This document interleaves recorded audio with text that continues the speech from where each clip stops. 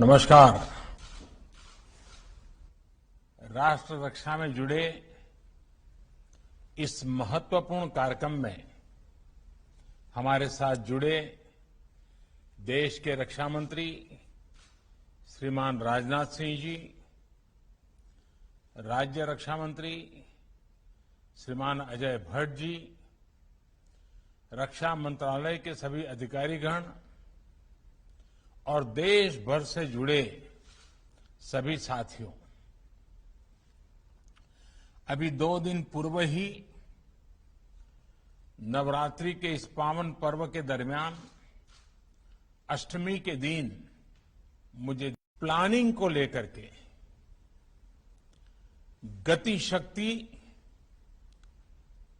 इस कार्यक्रम को लॉन्च करने का अवसर मिला और आज विजयादशमी के पावन पर्व पर राष्ट्र को सशक्त बनाने के लिए, राष्ट्र को अजेय बनाने के लिए जो लोग दिन रात खपा रहे हैं, उनके सामर्थ्य में और अधिक आधुनिकता लाने के लिए एक नई दिशा की ओर चलने का अवसर, और वो भी विजयादशमी के पावन पर्व पर, ये अपने आप में ही शुभ संकेत लेकर के आता है। इस कार्यक्रम की शुरुआत भारत की महान परंपरा चलते हुए शस्त्र पूजन से की गई है। हम शक्ति को सृजन का माध्यम मानते हैं।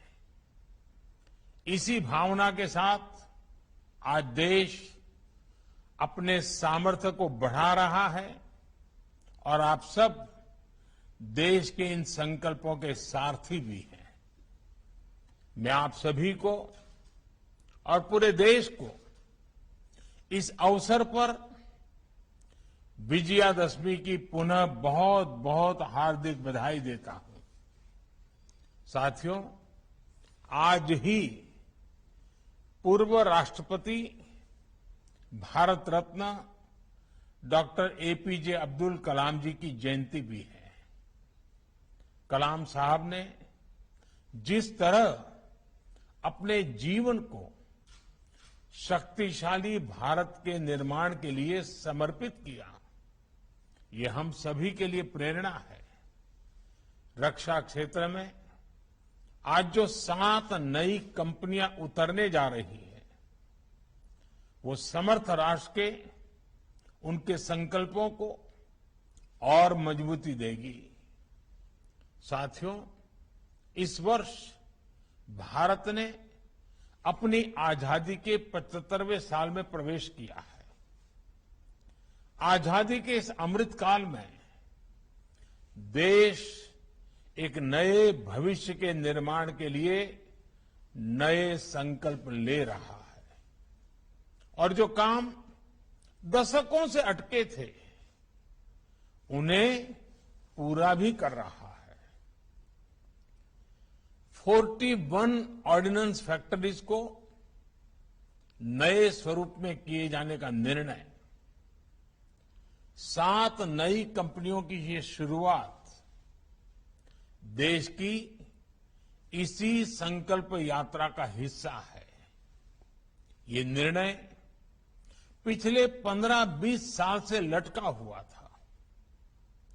मुझे पूरा भरोसा है कि ये सभी 7 कंपनियां आने वाले समय में भारत की सैन्य ताकत का एक बहुत बड़ा आधार बनेगी। साथियों, हमारी ऑर्डिनेंस फैक्ट्रीज कभी दुनिया की शक्तिशाली संस्थाओं में गिनी जाती थी। इन फैक्ट्रीज के पास 100-150 साल से भी ज्यादा का अनुभव है। विश्व युद्ध के समय भारत की ऑर्डिनेंस फैक्ट्रीज का दमखम दुनिया ने देखा है। हमारे पास बेहतर संसाधन होते थे, वर्ल्ड क्लास स्किल होता था। आजादी के बाद हमें जरूरत थी इन फैक्ट्रीज को अपग्रेड करने की, न्यू एज टेक्नोलॉजी को अपनाने की, लेकिन इस पर बहुत ध्यान नहीं दिया गया। समय के साथ भारत अपनी सामरिक जरूरतों के लिए विदेशों पर निर्भर होता गया। इस स्थिति में परिवर्तन लाने में ये नई 7 डिफेंस कंपनियां बहुत बड़ी भूमिका निभाएगी। साथियों, आत्मनिर्भर भारत अभियान के तहत देश का लक्ष्य भारत को अपने दम पर दुनिया की बड़ी सैन्य ताकत बनाने का है। भारत में आधुनिक सैन्य इंडस्ट्री के विकास का है।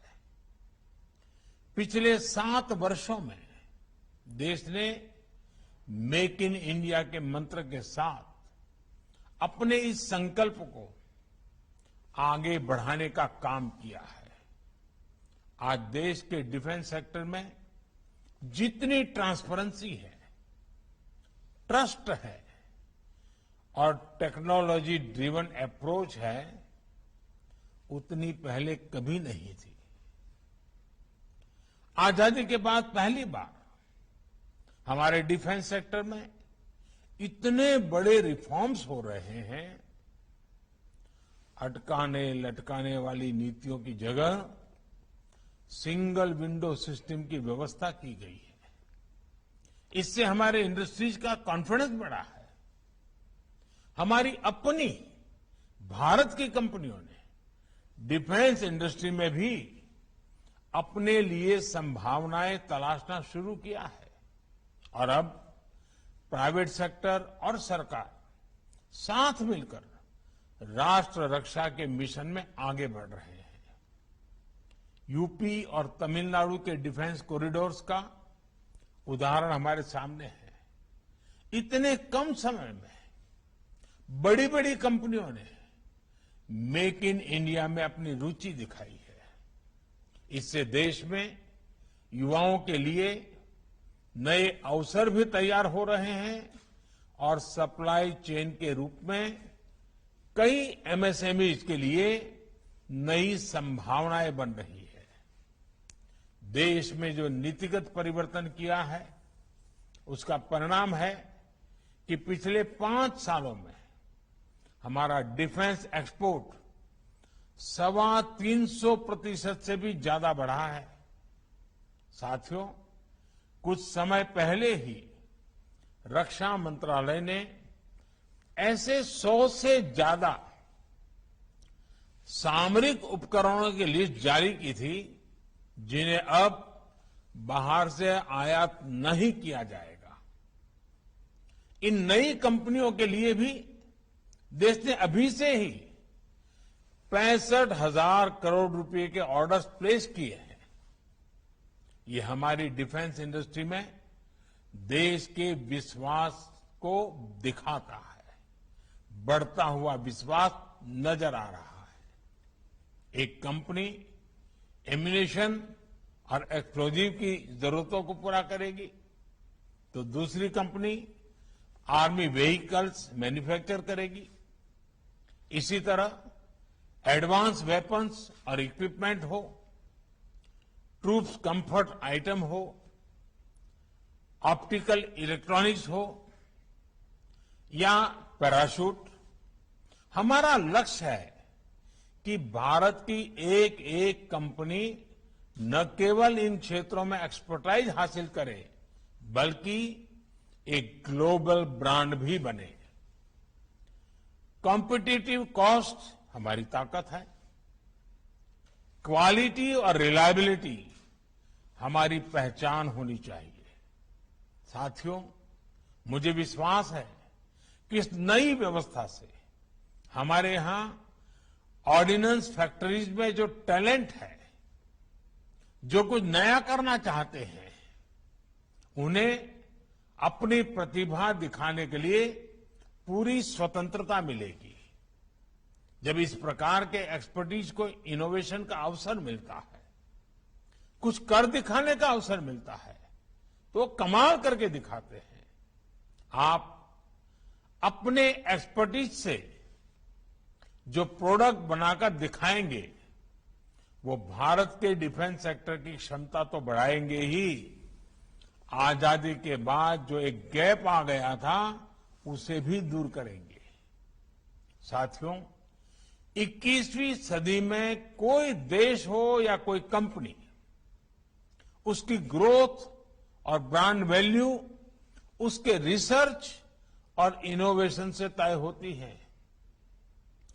सॉफ्टवेयर से लेकर स्पेस सेक्टर तक भारत की ग्रोथ, भारत की नई पहचान इसका सबसे बड़ा उदाहरण है। इसलिए मेरा सभी 7 कंपनियों से भी विशेष आग्रह है कि रिसर्च और इनोवेशन आपके वर्क कल्चर का हिस्सा होना चाहिए, उसको प्राथमिकता मिलनी चाहिए। आपको केवल दुनिया की बड़ी कंपनियों की बराबरी ही नहीं करनी है, बल्कि फ्यूचर टेक्नोलॉजी में लीड भी लेनी है। इसलिए ये जरूरी है कि आप नया सोचें, रिसर्च ओरिएंटेड युवाओं को ज्यादा से ज्यादा मौका दें, उन्हें सोचने की पूरी छूट दें। मैं देश के स्टार्टअप से भी कहूंगा, इन 7 कंपनियों के जरिए आज देश ने जो नई शुरुआत की है, आप भी इसका हिस्सा बनिए।